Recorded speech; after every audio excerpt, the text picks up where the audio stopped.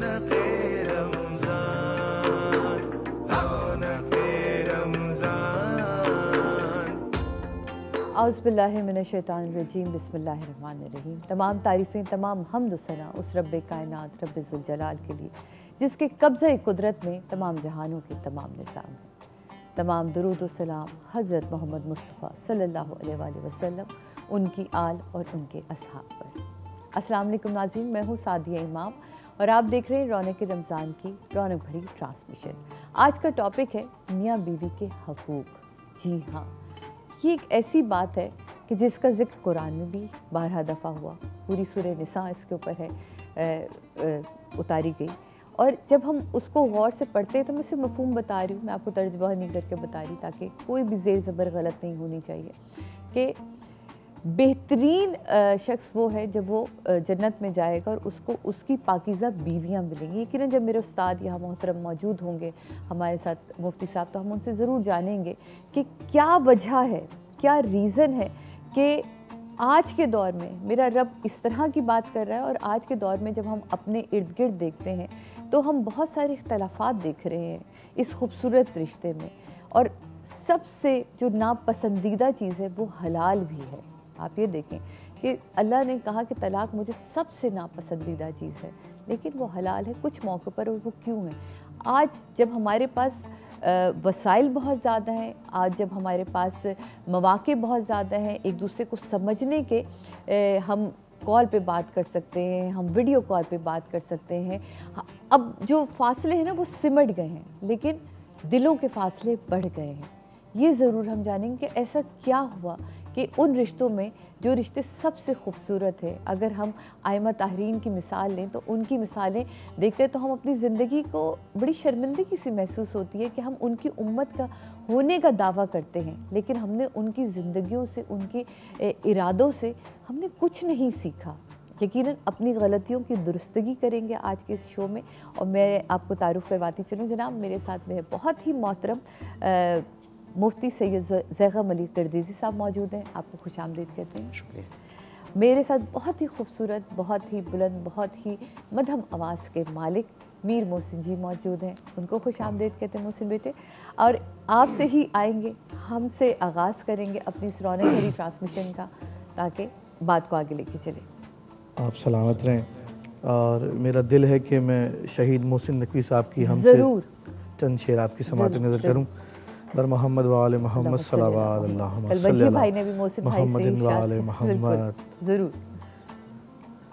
तमाम हम्द है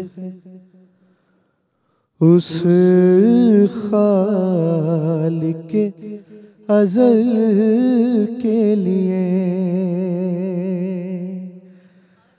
तमाम हम्द है उस खालिक़े अज़ल के लिए।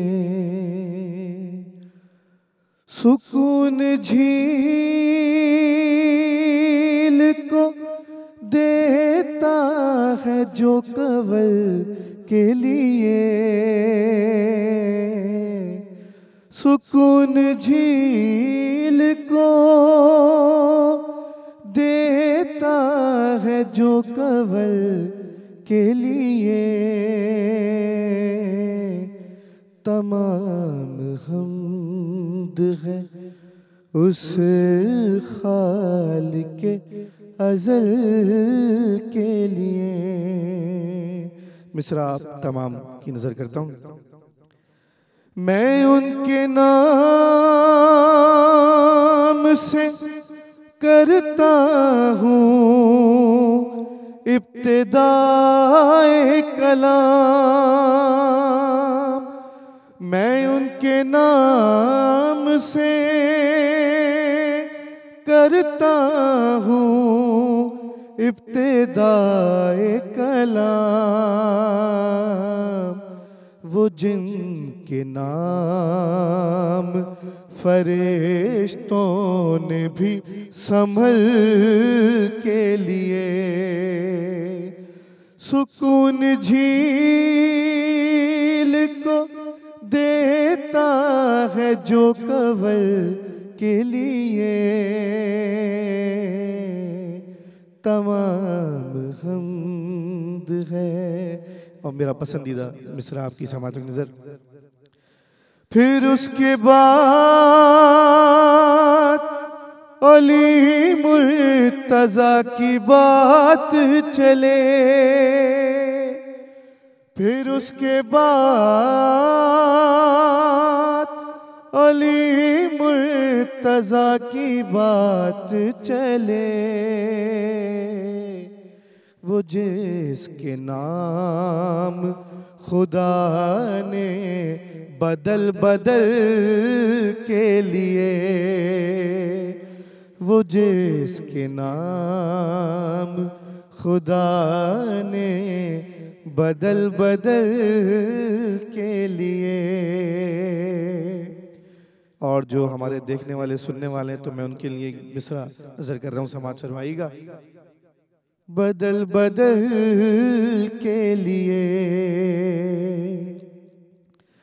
कफन पे लिखा है खाके शिफा से नादे अली, कफन पे लिखा है खाके शिफा से नादे अली,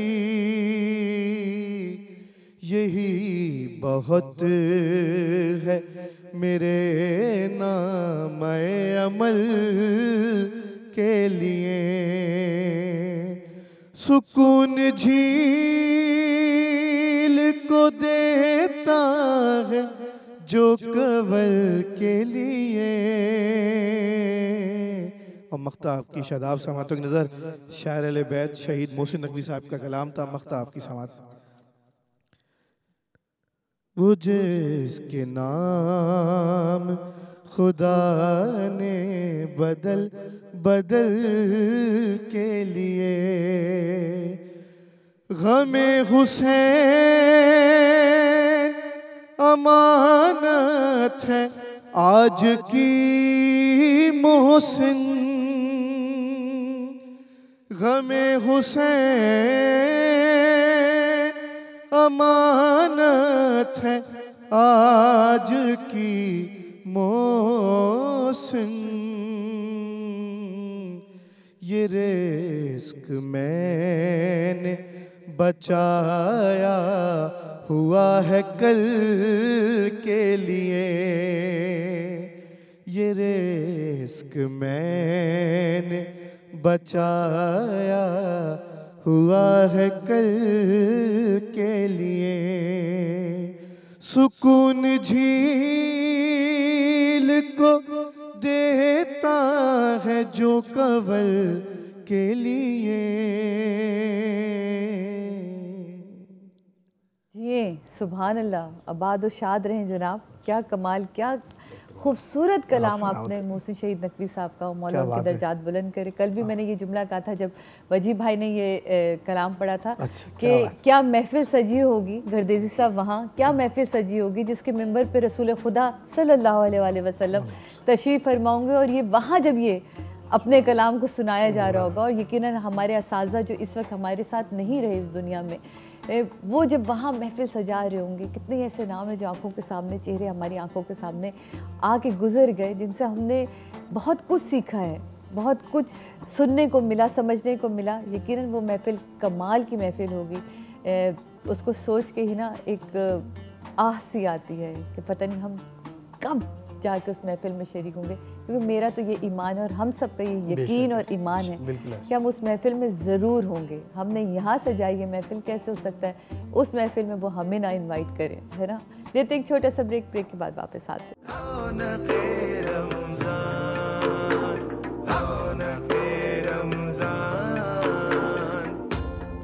रौनक रमज़ान में एक दफ़ा फिर खुश आमदीद कहते हैं जनाब आपको। और हमारा टॉपिक आपको हम पहले ही बता चुके हैं, लेकिन अब वक्त है आपको हमारे आज के सवाल के बताने का। और हमारा आज का सवाल ये है कि ज़कात का कुरान शरीफ में कितनी दफ़ा ज़िक्र किया गया है। ये आपने मुझे बताना है और मैंने आपको इसके बदले में बहुत ही ज़बरदस्त, बहुत ही लग्जरी गिफ्ट देने हैं। जी हाँ, स्विस्टन वॉचेस की लग्जरी वॉचेस हैं, वो आपके लिए मौजूद हैं। इसके अलावा चीज़ेस, वाह, इस्लामाबाद का बहुत ही मज़ेदार फ़ास्ट फूड है और ये ग्रोइंग फ़ास्ट फूड है जनाब, जिसकी 27 ब्रांचेस हैं इस्लामाबाद, पेशावर, पिंडी, लाहौर, पता नहीं कहाँ का, और मेरा ख्याल है जल्दी कराची भी आने वाला है इंशाल्लाह जी। वो आपको बहुत ही चीज़ी भरी खुशियाँ, चीज़ी भरी इफ्तार बांट रहा है, तो उसको एंजॉय करिएगा आप इंशाल्लाह। पिज़्ज़ा मैक्स की तरफ से हमारे जो फूड वाउचर हैं कराची के रहने वालों के लिए, लाहौर में रहने वालों के लिए, तो इंशाल्लाह आपको जैसे जैसे आप हमें कॉल करते रहेंगे वैसे वैसे हम आपको जो है आपके जवाब को महफूज करेंगे और उसके बाद एंड पे हम बताएंगे कौन है हमारे आज के विनर। आते हैं अपने टॉपिक की तरफ जनाब। हमारे साथ गर्दिजी साहब मौजूद हैं। मुफ्ती साहब से यकीनन हम जानेंगे सैयद ज़ैख़म अली गर्दिजी साहब के मियाँ बीवी का रिश्ता बड़ा खूबसूरत रिश्ता। रब ने कहा कि मियाँ बीवी एक दूसरे का लिबास होते हैं। अब अगर हम इसी दौर में देखते हैं तो सोशल मीडिया के थ्रू हमने बहुत सारी ऐसी तलाक़ें होती देखी, एक दूसरे के ऊपर इल्ज़ामात लगाते देखा, हमने बहुत सारी चीज़ें ऐसी देखी जो नहीं दिल करता देखने का। क्या आपको वजह दिखती है? बिस्मिल्लाहिर्रहमानिर्रहीम, अल्लाहुम्मा सल्ली अला मुहम्मद व अला आलि मुहम्मद व बारिक वसल्लम। वो शुक्रिया। जिस तरह आपने फरमाया ना कि मियाँ बीवी का रिश्ता वो लिबास है, वन्ना लिबासुल लकुम व अंतुम लिबासुल लहुन। लिबास में ही अगर हम देखें तो इस रिश्ते की खूबसूरती को बयान फरमाया गया।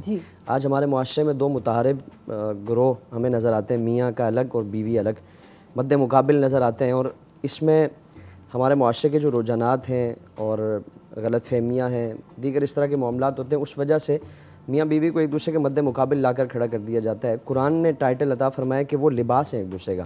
लिबास से जो कुरान ने हर बंदा अपने लिए बेहतरीन लिबास मुंतखब देखें ना, कुरान में दो लिबास के मकासद बयान फरमाए गए।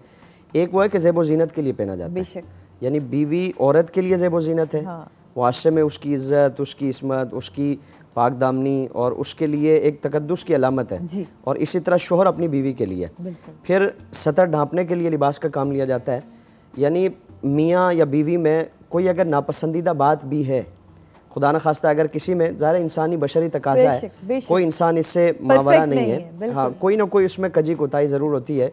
तो अगर किसी में भी कोई कोताही पाई जाती है तो लिबास का काम क्या होता है कि वो ऐसी चीज़ों को ढांप देती है। यानी अगर शोहर में ऐसी बात पाई जाती है तो औरत उसको ढांप दे, औरत में बात पाई जाती है तो शोहर उसको ढांप दे। तो इसमें अगर यानी एक तरह समझौता किया जाएगा, एक दूसरे को बर्दाश्त करने का मादा पैदा होगा, तो फिर अल्लाह रब्बुल आलमीन इस रिश्ते में खूबसूरती अता फरमाता है। और अगर हम इसी रिश्ते को कुरान की रूह से देखें और कुरान से अपने हुकूक मुतय्यन करें, सीखने की कोशिश करें। हमारे यहाँ बदकिस्मती ये है कि शादी हो जाती है और निकाह हो गया, लाखों रुपए उस पर उड़ा दिए। सबसे बड़ी जो कोताही और सबसे अहम काम में कोताही होती है कि हमें पता ही नहीं होता हमारा हक क्या है, हमारी ज़िम्मेदारी क्या है, हमारा फ़रीज़ा क्या है। हमने अगर शोहर की हैसियत से हैं तो बीवी के क्या क्या हुकूक हम पर लाजिम है, अगर बीवी है तो शोहर के कौन कौन से हुकूक उसने अदा करने। अगर इन हुकूक को भी साथ साथ में सिखा दिया जाए, शादी से पहले दूल्हा दुल्हन की इस तौर पे तरबियत हो, तो वो एक जो रिश्ता स्टार्ट करने जा रहे हैं उसकी पाबंदियाँ क्या हैं, उसकी क़ुयूदात क्या है, ये अगर उनके सामने होंगे तो फिर वो एक दूसरे को बर्दाश्त करेंगे। वो गर्दिजी साहब, लेकिन यहाँ मैं एक चीज़ और जानना चाहती हूँ। अब ये बड़ा वो वाला दौर है जिसमें एक बंदा कमाए तो घर नहीं चलता। अब अगर हम देख रहे हैं तो बच्चियाँ पढ़ रही हैं, डॉक्टर्स भी हैं, इंजीनियर भी हैं, वो जॉब भी कर रही हैं, साथ साथ काम भी कर रही हैं, अपने घरों को भी लेके चल रही हैं। तो उस सूरत हाल में अगर हम बाकी अदियान को देखें तो उस उनके हिसाब से इस्लाम ने तो औरत को एज अ बीवी बड़ी ही रिस्पेक्ट भी दी है और बड़ा अलग मुकाम दिया। वो मैं जानूँगी, लेते हैं एक छोटा सा ब्रेक के बाद वापस आते हैं, अपने इसी सवाल साहब से बात करें। लेते हैं ब्रेक जनाब, ब्रेक के बाद वापस आते हैं।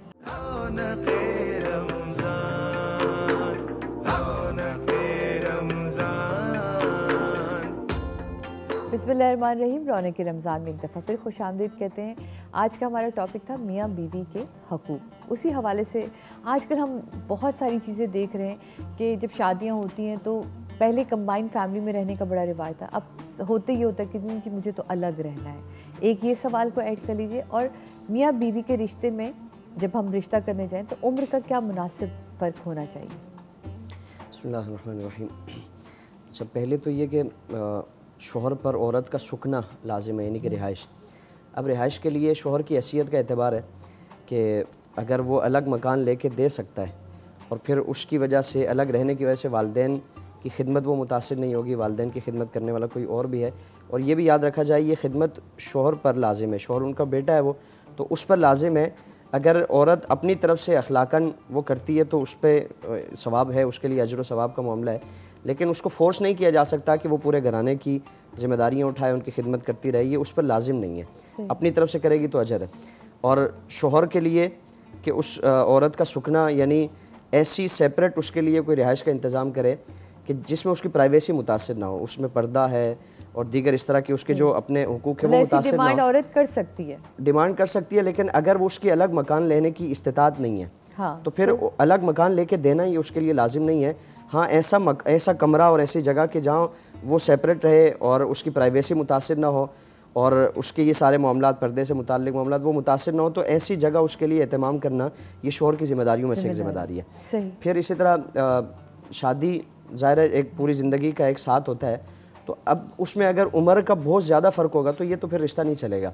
यानी अगर 15-20 साल का फ़र्क आ रहा है, बल्कि इससे भी ज़्यादा हम बाज़ मरतबा देखते हैं कि वो बाज़ मजबूरियाँ होती हैं, रिश्ते नहीं हो रहे और घरेलू इस तरह के मसाइल होते हैं, और फिर एक ये भी तासुर आ जाता है कि बच्ची अगर घर में रहेगी तो ताने लोगों के, हमारे माशरे का ये भी अलमिया है। तो इसलिए उम्र का इतना फ़र्क ना हो कि वो फिर आगे जाके वो मिजाज ना मिले, और ज़्यादा मिजाज नहीं मिलेंगे तो वो चंद सालों का या चंद महीनों का रिश्ता होगा, उसके बाद वो टूट फूट का शिकार हो जाएगा। अच्छा, मियाँ के भी बड़े हकूक़ हैं, हम ख़वातीन बड़ा झंडा उठा के फिर होते हैं जो हमारी हकूक़ है, तो मर्द के भी जो हकूक़ हैं उसके बारे में मैं चाहती हूँ कि एज अ शौहर उसके हकूक़ के हवाले से भी बात करें, और शौहर और बीवी अपने हकूक़ का तहफ़्फ़ुज़, अपनी ज़िम्मेदारियों की अदायगी का कोई यकीनी कैसे बना सकते हैं? यकीनी बनाने के लिए सबसे बेहतरीन तरीका, और वो तो जिस तरह हमने पहले भी कलाम किया ना, कि अगर शुरू से ही तरबियत की जाए कि भाई ये आपकी लिमिट है, ये इसकी लिमिट है, ये इसके हुकूक आपने पूरे करने हैं। और हमारे अलमिया ये है कि मैं इस चीज़ का दावेदार तो हूँ, मैं इस चीज़ का तकाजा तो करता हूँ कि मेरे हुकूक पूरे किए जाएँ, मैं कितने हुकूक किसी के पूरे करता हूँ। यानी औरत अगर ये मुतालबा करती है तो अपने गिरबान में ये भी झांके कि क्या उसके ज़िम्मे जो शोहर के हुकूक लाजिम है, कि शोहर की जायज़ काम में इताअत करना, नाजायज़ काम में शरीयत ने किसी की इताअत को लाजिम नहीं रखा, जायज़ काम में शोहर की इताअत करना, शोहर की गैर मौजूदगी में उसकी इज़्ज़त, उसके घर, उसके बच्चों की किफ़ालत करना, ये सारी चीज़ें औरत पर लाजिम है। तो क्या औरत अगर इन मामलात में कोताही करती है तो फिर ज़ाहिर है वो हुकूक का जो लेन देन है ये एक तरह का यानी मुकाफ़त अमल का सिलसिला रखा है कि आप किसी के साथ अच्छा करेंगे तो आपके साथ भी अच्छा किया जाएगा। तो अगर औरत की तरफ से या शौहर की तरफ से हुकूक के मामले में कोई कोताही की जा रही है तो हम अपना भी मुहासिबा करें, और अगर उसमें कोई कोताही है तो उसको दूर करने की कोशिश करें। एक चीज़ ऐड इसमें अभी करिएगा, मेरे साथ एक कॉलर से बात कर लूँ कि शौहर, बहुत सारे मैंने फैमिलीज़ में अपने करीबी देखा है कि कोई मसला नहीं है, मसला क्या है कि अगर बीवी वर्किंग लेडी है तो मुझे खाना तुम दोगी, मुझे खाना तुम बना के दोगी, मुझे रोटी तुम डाल के दोगी। मतलब ये वो छोटे छोटे मसाले जिससे हम अपने घर के माहौल को भी ख़राब करते हैं। इस पर मैं ज़रूर आपसे चाहूँगी कि लोगों की रहनुमाई करें। हेलो जी, अस्सलाम वालेकुम। हेलो अस्सलाम वालेकुम। अरे वालेकुम अस्सलाम। हेलो अस्सलाम वालेकुम। सादिया कैसी हैं आप? ठीक ठाक, बिल्कुल खैरियत से। मेरे सवाल सारा बात कर रही हूँ सक्खर से। अच्छी सारा, कैसी हैं आप? अल्लाह का शुक्र है, ठीक। और आप बहुत अच्छा प्रोग्राम कर रही हैं, बहुत सारी नॉलेज मिल रही है आपके प्रोग्राम से। Thank you. मेरे सवाल का जवाब देंगी? ज़कात का जिक्र कुरान में कितनी बार किया गया है? जी बताइए। वो नमाज के साथ ज़कात का जिक्र जो है वो 32 बार आया है, 32 दफ़ा। ठीक है, आपने जवाब दिया, हमने आपके जवाब को महफूज किया, और इस ट्रांसमिशन के आखिर में हम आपको बताएंगे कि कौन विनर है। थैंक यू, बहुत अच्छा लगा आपसे बात करके। जी इसमें पहले तो इस चीज़ का ख्याल किया जाए ना कि मर्द और औरत अगर मुलाजमत पेशा हैं तो अपनी मुलाजमतों में कोई ऐसा टाइम रखें कि दोनों के हुकूक मुतासिर ना हो। अगर औरत इतना लेट नाइट आ रही है या वो शोहर को वक्त ही नहीं दे पा रही तो ज़ाहिर इससे रिश्ता एक ख़राब होता है। लेकिन यहाँ हम वही बात है ना कि हमने जाना ही नहीं कि हमारी क्या जिम्मेदारियाँ हैं। औरत पर लाजिम ही नहीं है कि शोहर को वो खाना पका के दे, ये लाजिम नहीं है शरन उसके लिए। ये औरत शोहर के लिए लाजिम नहीं है, तो फिर माँ बाप और घर वाले पूरा जो ख़ानदान उस पर सर पे चढ़ा रहता है। तो अगर अपने हुकूक को जान लिया जाएगा, शोहर को पता चलेगा ना कि बीवी के कितने मेरे हुकूक उस पर लाजिम है, ख़ुद भी पीछे हट जाएगा कि नहीं, मैं अगर ये सारी चीज़ें बताऊँगा तो शायद वो तो बिल्कुल यानी कि अपने जो भी मामलात हैं उनसे हाथ धो बैठूँगा। तो इसलिए, और फिर इसी तरह औरत के लिए भी यानी औरत अगर बहुत ज़्यादा इन हुकूक की दावेदार है ना, तो शोहर की तरफ से भी उसके लिए बाज़ ऐसी चीज़ें होती है जो शोहर अपनी तरफ से कर रहा होता है, उस पर लाजिम नहीं होती। तो इसलिए एक दूसरे को बर्दाश्त करना सीखें। और हमारे यहाँ ये है कि शेर पे सवा शेर बनने की कोशिश की जाती है, जिसकी वजह से रिश्ता बिगड़ जाता है। नान नफ़क़े के हवाले से अगर जब हम देखते हैं तो बहुत से फैमिलीज़ में हमने देखा कि शौहर घर का खर्चा तो दे देंगे, उसके अलावा बीवी के हाथ में कुछ नहीं होता। मतलब उसकी कोई ज़ाती ज़िंदगी नहीं है, उसकी कोई ज़ाती ज़रूरियात नहीं है अगर वो काम नहीं करी, और वो अगर सिर्फ आपके ऊपर है, जैसे अभी आपने शुरू में ही कहा कि उसकी फिर पूछ-गछ तो आपसे अल्लाह ही करेगा, तो उस हवाले से एक दफ़ा फिर ज़रूर वो नान नफ़क़े के हवाले से कुरान ने एक उसूल दिया ना कि आपकी जो इस्तिताअत है उसके मुताबिक आपने खर्चा करना है। अगर मुतवस्सित तबके के हैं तो उसी के मुताबिक, अगर आपकी हैसियत उससे ज़्यादा है तो उसी के मुताबिक आपने घर पे खर्चा करना है, घर वालों पे खर्चा करना है। और अगर सिर्फ खाना पीना नहीं होता किसी भी शख्स की ज़िंदगी में, बाकी मामलात भी होते हैं, उसकी और भी ज़रूरियात होती हैं, और उसके और भी अगर वो मुतालबात पूरे नहीं करता, हाँ बिला वजह और बेजा नाजायज़ किस्म के मुतालबात ना करे जो शौहर की हैसियत के मुताबिक हो। तो अगर इतना है, यानी अगर वो जायज़ मुतालबात भी पूरे नहीं करता, तो शरीयत ने यह भी इजाज़त दी है कि अगर उसकी जेब से कुछ निकाल लें तो औरत के लिए कोई हर्ज नहीं है। एक साबिया हुज़ूर की बारगाह में अर्ज़ करती हैं कि रसूलल्लाह मेरे शौहर कंजूस है और वो मुझ पर खर्च नहीं करते, तो क्या मैं उनके माल से अगर ख़ुद ले लिया करूँ तो मुझ पर कोई मुआवजा तो नहीं है, कोई गुनाह तो नहीं है? तो हुज़ूर ने फरमाया कि ज़रूरत के वक्त ले सकती हो। तो अगर ज़रूरत के वक्त लिया तो अल्लाह की बारगाह में भी कोई मुआवजा नहीं होगा। और शौहर को भी चाहिए कि वो इन चीज़ों पर गौर करे। उसकी अपनी ज़िंदगी में सिर्फ खाना पीना नहीं है, बाकी मामलात है, तो औरत के लिए भी ज़ाहिर है ये चीज़ें ज़रूरी होंगी। बहुत बहुत शुक्रिया आपका मुफ्ती साहब यहाँ होने का। बड़ा मेरा ख्याल तफसील से हमने कोशिश किया कि इस टॉपिक को हम देख सकें जनाब। और हम ये ख्वाहिश रखते हैं कि इस सारी गुफ्तगू से कहीं ना कहीं आपने, अगर आपके दिमाग में कोई उठता हुआ सवाल है तो उसका जवाब कहीं ना कहीं आपको मिला होगा। अपना बहुत ख्याल रखिएगा, लेकिन कहीं जाइएगा नहीं, क्योंकि अभी मैंने आना है वापस इस ब्रेक के बाद। हमारे साथ हमारी दूसरी मेहमान यहाँ मौजूद होंगी। बहुत बहुत शुक्रिया एक दफ़ा फिर आपके यहाँ होने का जनाब। लेते हैं एक ब्रेक के बाद वापस आते हैं।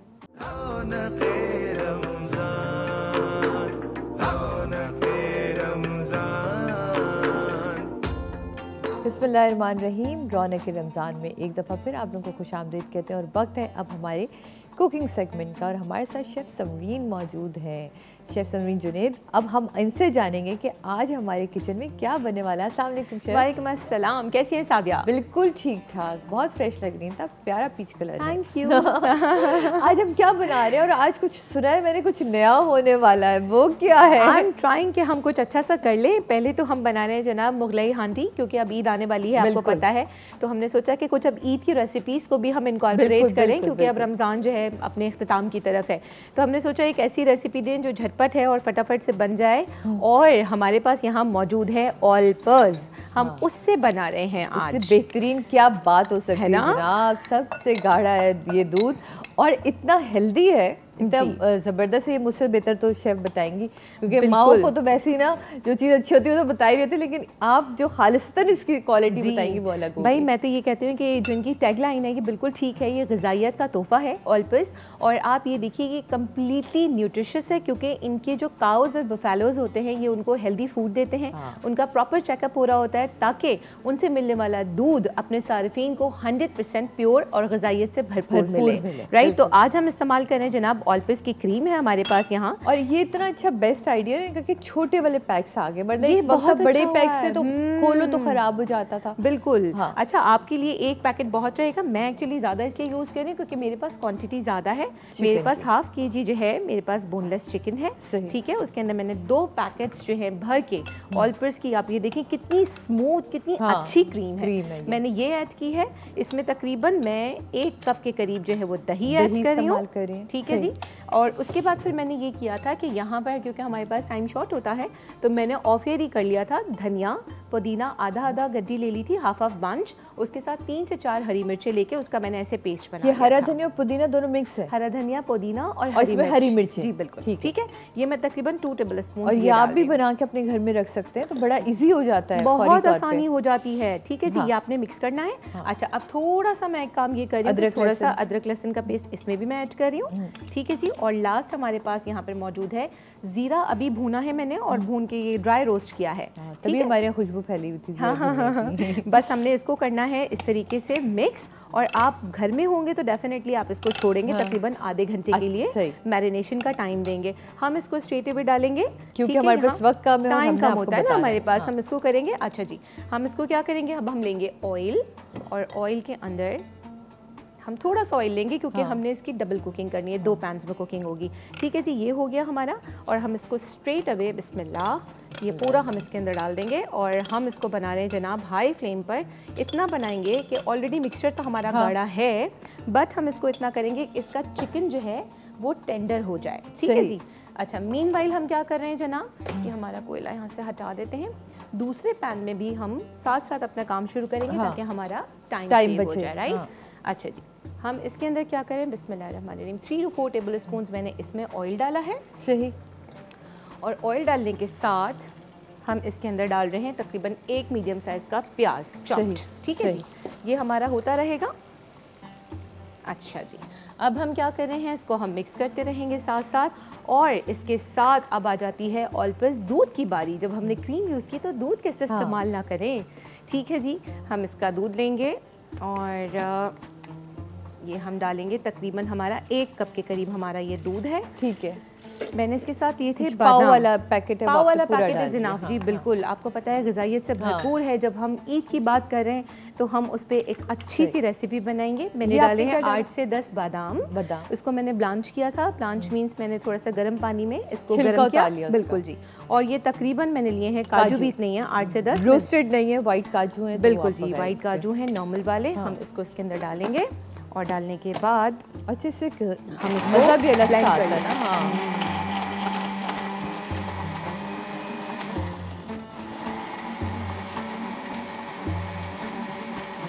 अच्छा, सम टाइम ये रह जाता है, ब्लेंड नहीं होता, तो क्या हम खुश्क वाले में पीस के भी मिक्स कर सकते हैं? बिल्कुल कर सकते हैं, वाई नॉट, बिल्कुल कर सकते हैं। लेकिन क्योंकि ये ऑलरेडी ब्लांच्ड है ना, सॉफ्ट हुआ हुआ है, तो ये आराम से पिस जाएगा। जी बिल्कुल। यहाँ पे ये हमारा हो रहा है। और ऑल पर्स का मैं साथ साथ आपको बताती चलूँ कि अगर आप चाहते हैं कि आपकी सुबह बहुत अच्छी, हेल्दी, तरोताज़ा हो और न्यूट्रिशियस हो, सारा दिन आप फ्रेश रहें, तो अपनी सुबह का आगाज़ कीजिए ऑल पर्स मिल्क के साथ। बिल्कुल। बच्चों को भी दें और ख़ुद भी लीजिए। राइट। ये देखें सादिया, कितना अच्छा सा कलर आ रहा है ना। हाँ ना। हमसे पूछे रोजे में हमारा क्या हाल करते साहब यहाँ के। ये वैसे होता है रोजे में। अच्छा, ये हम प्याज सौते कर रही हैं। जी बिल्कुल, प्याज सौते कर रही हूँ। ज़्यादा हम इसको नहीं पकाएंगे, बस थोड़ा सा हम इसको पिंक करेंगे। राइट। ठीक है, कलर हल्का सा बदले और उसके बाद। अच्छा, जो हम कुकिंग करने वाले लोग होते हैं ना सादिया, हमारे लिए थोड़ी सी ये मुश्किल होती है कि हमें टेस्ट का बहुत ध्यान रखना पड़ता है। राइट। क्योंकि रोज़े में हम चख तो सकते नहीं हैं, तो हमें इसके लिए बहुत अच्छे से ध्यान रखना होता है। उसके लिए बेहतर तरीका ये है कि ख़ास तौर पे नमक पे आप अपना हाथ थोड़ा हल्का रखें, क्योंकि अगर कम है तो वो आप बढ़ा बाद सकते में हैं, डाल सकते हैं, निकाल नहीं सकते। एग्जैक्ट, निकालने का भी एक तरीका शेफ, अब है। एक छोटा सा ब्रेक पे हम ब्रेक लेते हैं जनाब। ब्रेक से वापस आते हैं। पहले मैं बताऊं कि ये जो है हमारा जी लिक्विड, ये हमारा जो मिल्क था, ये हम इसमें प्याज में डालेंगे, जिसमें आपने बादाम और काजू पीसा है दूध में, वो जो लिक्विड है वो प्याज में चला जाएगा। ब्रेक के बाद मिलते हैं।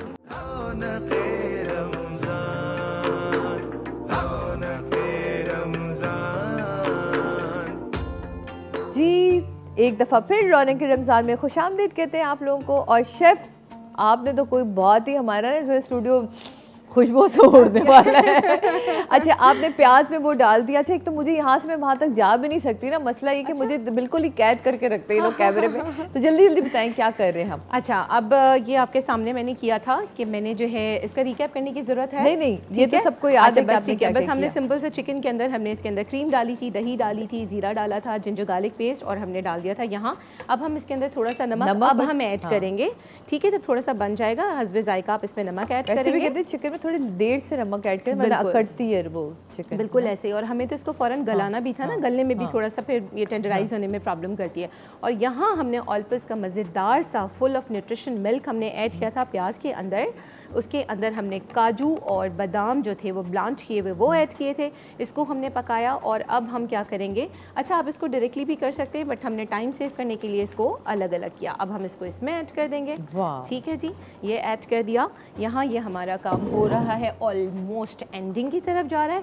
इसको आपने इतनी देर पकाना है कि ये जितनी देर जो है थोड़ा पानी थिक हो जाए, एग्जैक्टली थिक हो जाए, पानी खुश्क हो जाए। हम इसको करेंगे थोड़ा सा हाई फ्लेम पे। जी बिल्कुल, पानी खुश्क हो हम इसको हाई फ्लेम पे कोयला जो है वो अंगारा बनने की कोशिश कर रहा है। बिल्कुल जी हो चुका है। और अब हम आ रहे हैं एक और मज़ेदार सी रेसिपी की तरफ, जिसमें हम क्या करने वाले हैं सादिया, एक बड़ी डिफरेंट सी हमारी रेसिपी है, हम आपसे शेयर करेंगे। पहले हम लेंगे यहाँ पे ऑल पर्पस की क्रीम दोबारा से, और आज हम एक कॉम्बिनेशन बना रहे हैं ऑल पर्पस क्रीम और उसके साथ जब हम ऐड कर देते हैं रूह अफ़ज़ा, ओ हो, फिर तो आप सब समझ सकते हैं कि क्या बन सकता है। 110 साल से सारिफीन की पसंद रहा है रूह अफ़ज़ा, वो हम इसमें ऐड करें। एक पैकेट क्रीम में तकरीबन बचपन याद आता है। बिल्कुल जी बिल्कुल। और आप देखिए ना, इनकी बॉटल चेंज हुई है, ना टेस्ट और इवन ना क्वालिटी, कुछ भी चेंज नहीं हुआ। ये आप इसके अंदर ऐड करेंगे। और सादिया, अब इसमें एक बड़े मज़ेदार सी अमेजिंग सी चीज़ जा रही है, और वो है हमारी कुल्फ़ा आइसक्रीम है। हाँ, कुल्फा आइसक्रीम जा रही है हमारी। आइसक्रीम एंड जी क्रीम है, कुल्फा आइसक्रीम है, और उसके साथ हमने डाला है जनाब रूह अफ़ज़ा। और अब हम इसको ब्लेंड कर, आपने मुझसे पूछा नहीं सादिया मैं बना क्या रही हूँ? मैंने आप इतनी जल्दी शुरू हुई, मैंने कहा पहले देख तो लूँ कि हो क्या रहा है। इस कदर ये आप क्या बना रही हैं? ये वही डिफरेंट रेसिपी है जिसका आप जिक्र कर रही थी। ये वो है हमारा, हम क्या बना रहे हैं, रूह अफ़ज़ा गुलाब जामुन मूस बना रहे हैं। Wow, right. अब हम इसको थोड़ा सा बीट करेंगे। और इतनी ज़्यादा चीज़ें भी नहीं है। कुल्फा आइसक्रीम ली आपने, क्रीम ली ऑल पर्पस की, आपने रूह अफ़ज़ा डाल दिया उसके अंदर, उसके बाद आपने उसको फुल टाइम बीट कर दिया। ओहो, और घर में गुलाब जामुन, वाइट वाली चमचम, बहुत सारे इस वक्त मीठे आ रहे होते हैं आपके घर में, तो आप उसको किस तरह यूटिलाइज कर सकते हैं। ये कितना मज़े की चीज़ है। और देखिए ना, ईद पे आपके पास इतनी चीज़ें आ रही थी सादिया, उसकी यूटिलाइजेशन मैंने सोचा बताऊं, क्योंकि देखिए हमारे पास रमज़ान में सबके घर रूह अफ़ज़ा मौजूद, क्रीम, तो उसी को यूटिलाइज करें और कंज्यूम करें अपने मीठे के साथ। कुछ नया करें। और ऐसे में कहते हैं जब बहुत सारे केक आ जाते हैं ना, तो प्लीज़ उन केक को फ्रीज़ कर दें और फ्रीज़र से थोड़ी देर पहले निकाल लें। जब आपको सर्व कर दो तो बिल्कुल फ्रेश केक होता है। बिल्कुल। अच्छा जी, ये हमारा हो चुका है। आप इसको जो है घर में मज़ीद बीट कर सकते हैं। अच्छा। हमारे पास एक्चुअली होता है टाइम थोड़ा सा कम। अभी मैं इसको सर्व करके दिखाती हूँ आपको, बट मीनवाइल हम इसको देख लेते हैं। ये देखें सादिया, कितना थिक होना शुरू हो चुकी है हमारी हांडी। पानी खुश्क हो रहा है और पानी ऑलमोस्ट खुश्क हो चुका है। ठीक है, बस थोड़ा सा रहता है, इसको तो हम छोड़ेंगे। यहाँ पर ज़रा सा ग्रेवी रखनी है हमें, क्योंकि ये हमने शाम में सर्व करना है, वरना तो बिल्कुल ही ड्राई हो जाएगा। जब आपको सर्व करना होता है ना, तो उस हिसाब से आप रखा कीजिए, थोड़ी सी ग्रेवी छोड़ा करें ताकि सर्विंग के टाइम तक वो रहे। राइट, यहाँ हमने इसको रखा, और हमारे पास यहाँ चिमटा मौजूद है जनाब, ये हम लेंगे, यहाँ रखेंगे कोयला। एक अच्छा सा स्मोक आ जाएगा इसके अंदर आपके पास। इसका लिड जो है हमारा, लिड, इसका लिड दे दीजिए प्लीज़ मुझे।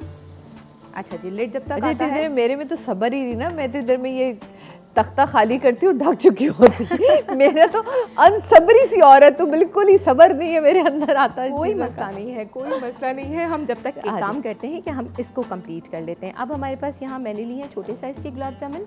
अगर आपके पास बड़ी है तो परेशान नहीं होना, आप उसको हाफ कर। बिल्कुल। अच्छा, मैं इतनी देर विनर भी अनाउंस कर दूँ जितनी आप डेकोरेट करें जी। मेरे पास आज के विनर है साइमा है जी मुल्तान से, जिन्होंने हमें कॉल किया था, और सारा है सक्कर से। आज दोनों ख़वातीन हैं भाई, बहुत बहुत मुबारक हो आप लोगों को। आप लोगों के गिफ्ट हैम्पर्स और आप लोगों की जो लग्जरी वॉचेस हैं वो आप तक पहुंच जाएंगी। थैंक यू जी। ओ वाह, यानी कुछ और नहीं करना, कुछ भी नहीं करना। आप ये देखें, और इसका टेस्ट आ दिया जब आप करेंगी ना, और ये ठंडा तो अभी ऑलरेडी ठंडा है, लेकिन अगर आप इसको थोड़ी देर सर्व कर रहे हैं ना, आप इसको थोड़ा सा अगर आप इसको फ्रीज़र में डाल दें तो फिर। अच्छा, हमने थोड़ा सा ये डाला है। अच्छा, आप इसमें एक और वेरिएशन कर सकते हैं, आइसक्रीम का एक स्कूप और डाल दीजिए यहाँ, और फिर उसके ऊपर आप ये गुलाब जामुन और मज़ीद डालें।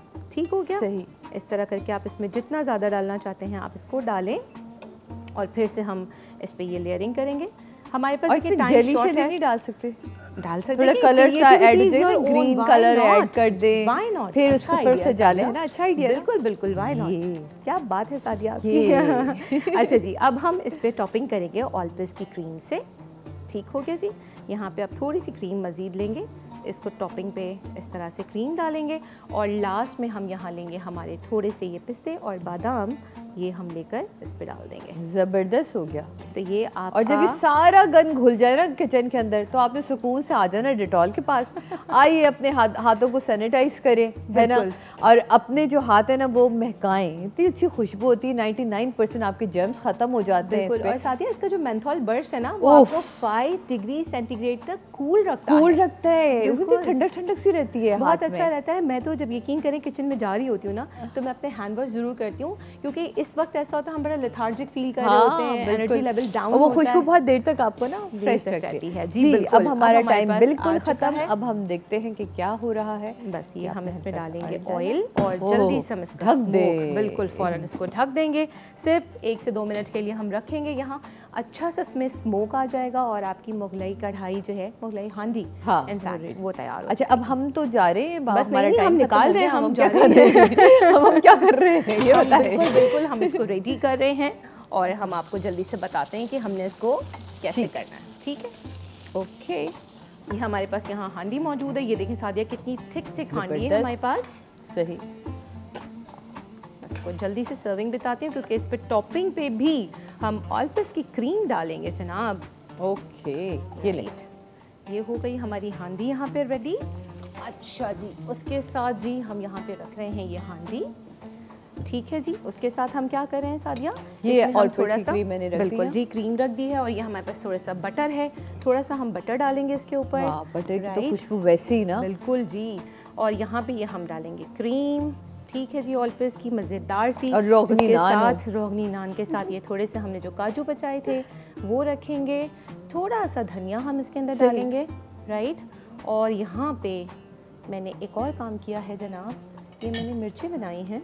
ओके, ये हम लगा देंगे, राइट। थैंक यू, जल्दी कर दें, वो बस तो हो गया, डन है, हम जा सकते हैं। ओके जनाब, मुगलई हांडी हमारी रेडी हो चुकी है। गुलाब जामुन की क्या था, ये गुलाब जामुन मूस है, रूह अफ़ज़ा गुलाब जामुन मूस, ये हमारा रेडी हो चुका है। इतनी खूबसूरत डिश हमारी तैयार होगी। मुझे इजाज़त दें, आप लोगों से कल मुलाकात करते हैं नए मेहमान नई गुफ्तगू के साथ। तब तक अपना ख्याल रखिएगा, अल्लाह हाफ़िज़।